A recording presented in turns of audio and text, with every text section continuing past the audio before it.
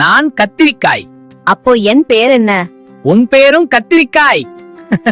சரி விடு, விஷயத்திற்கு வா. நம்மள சாப்பிட்டா ஏன் அரிப்பு வருது? ஹிஸ்டமைன் அப்படிங்கிற வேதிப்பொருள் இருக்கு.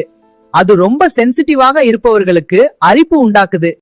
அது மட்டுமில்ல, சொலனைன் அப்படிங்கிற ஆல்கலைடு இருக்கு. ஆல்கலைடு வந்து பூச்சிகளிட்ட இருந்து செடியை பாதுகாக்க வச்சிருக்கோம். இது கூட அரிப்பு போல தொந்தரவு தரும். ஓ, இப்போ புரியுது மச்சான். இன்னொரு விஷயமும் இருக்கு. என்ன மச்சான்? நாம முத்தி விட்டோம்னா அப்புறம் விதையும் தோலும் அலர்ஜியை தரும். அடப்போ, சும்மா சொல்ற?